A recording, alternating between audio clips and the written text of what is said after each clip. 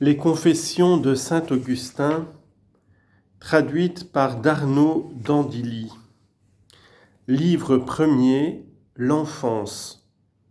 Chapitre 1er, il admire comment Dieu étant si grand et l'homme si bas et si misérable, il ose entreprendre de le louer. Seigneur, votre grandeur est infinie, et les plus hautes louanges sont infiniment au-dessous de vous. Votre puissance n'a point de limite, et votre sagesse est sans mesure et sans borne. Et cependant, un homme ose vous louer, lui qui n'est qu'une si petite partie de vos créatures, qui est accablé du poids de sa misérable et de sa mortelle condition, et qui publie par cet état si funeste le crime qu'il a commis et la justice avec laquelle vous résistez au superbe. Un homme, dis-je, qui n'est qu'une si petite partie de vos créatures, ose entreprendre de vous louer, et c'est vous-même, ô mon Dieu, qui lui inspirez cette pensée, et lui faites goûter un plaisir secret dans ces louanges qu'il vous donne, parce que vous nous avez créés pour vous, et que notre cœur est toujours agité de troubles et d'inquiétudes, jusqu'à ce qu'il trouve son repos en vous. Donnez-moi, s'il vous plaît, Seigneur, la lumière qui m'est nécessaire pour discerner si la première action de l'homme est de vous invoquer ou de vous louer, et si la connaissance de votre divinité précède l'invocation de votre nom. Mais qui pourrait vous invoquer sans vous connaître, puisque si l'on ne vous connaît pas, on est capable d'invoquer au lieu de vous un autre que vous, ou plutôt, vous invoque-t-on afin que l'on vous connaisse plus clairement, quoique l'on vous connaisse déjà obscurément par la foi, selon ces paroles de votre apôtre. Comment les hommes invoqueront-ils celui auquel ils ne croient pas, et comment croiront-ils en celui qui ne leur a point été annoncé?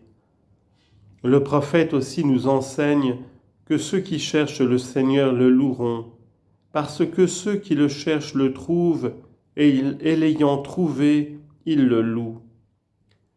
Que je vous cherche donc, ô mon Dieu, en vous invoquant, et que je vous invoque en croyant en vous, qui nous avez été annoncés. Seigneur, la foi que vous m'avez donnée vous invoque, la foi que vous m'avez inspirée par l'humanité de votre Fils et par le ministère des prédicateurs de votre parole. Chapitre 2.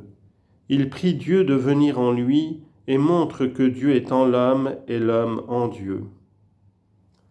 Mais comment invoquerai-je mon Dieu?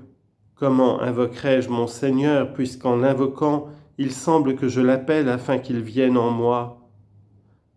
Et y a-t-il quelque lieu en moi où puisse venir mon Dieu, le Dieu véritable, le Dieu qui a créé le ciel et la terre? Est-il possible, Seigneur, qu'il y ait en moi quelque chose qui soit capable de vous comprendre? Et même le ciel et la terre que vous avez créés et dans lesquels vous m'avez créé, sont-ils capables de vous comprendre? Mais puisque tout ce qui est ne serait point sans vous, ne semble-t-il pas que tout ce qui est vous comprend en soi? Et ainsi, puisque je suis du nombre des choses qui ont un être, comment puis-je vous demander que vous veniez en moi, puisque je ne serais pas si vous n'étiez point en moi? Cependant, comment vous comprendrai-je, puisque vous êtes même dans les enfers, où je ne suis pas, et que selon votre parole sacrée, si je descends dans l'enfer, je vous y trouverai. Je ne serais donc pas, mon Dieu, je ne serais pas du tout, si vous n'étiez pas en moi. Ou ne dois-je pas dire plutôt que je ne serais pas, si je n'étais pas en vous, de qui procèdent toutes choses, par qui subsistent toutes choses, et en qui sont contenues toutes choses? Cela est ainsi, Seigneur, cela est ainsi. Où vous priais-je donc de venir quand je vous invoque, puisqu'il est constant que je suis en vous? Et de quel lieu viendriez-vous en moi? Car où pourrais-je me retirer hors du ciel et de la terre, afin que mon Dieu qui remplit le ciel et la terre pût de là venir en moi? Chapitre 3. Dieu est partout et tout entier en chaque chose. Le ciel et la terre vous renferment-ils donc en eux, Seigneur, parce que vous les remplissez? Ou les remplissez-vous de telle sorte qu'il reste encore quelque chose de vous après que vous les avez remplis, parce qu'ils ne peuvent vous renfermer tout en eux? Que si cela est, mon Dieu, où répandez-vous ce qui reste ainsi de vous, après que vous avez rempli le ciel et la terre?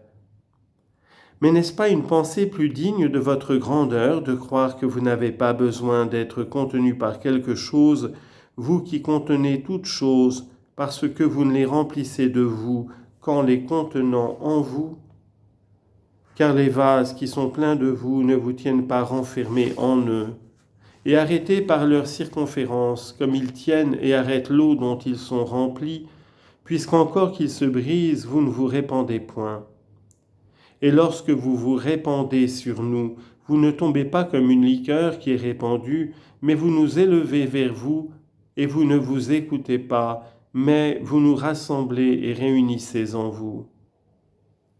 Et vous ne vous écoulez pas, mais vous nous rassemblez et réunissez en vous. Mais remplissant ainsi toutes choses dans cette vaste étendue de votre être infini et universel, les remplissez-vous toutes de toute cette universalité de votre être? Ou parce qu'elles ne peuvent toutes vous comprendre tout entier, ne comprennent-elles que quelques parties de vous, et est-ce la même partie de vous qu'elles comprennent toutes ensemble? Ou chacune d'elles en comprend-elle une en particulier, les plus grandes une plus grande et les plus petites une plus petite, comme s'il pouvait y avoir en vous de plus grandes et de plus petites parties?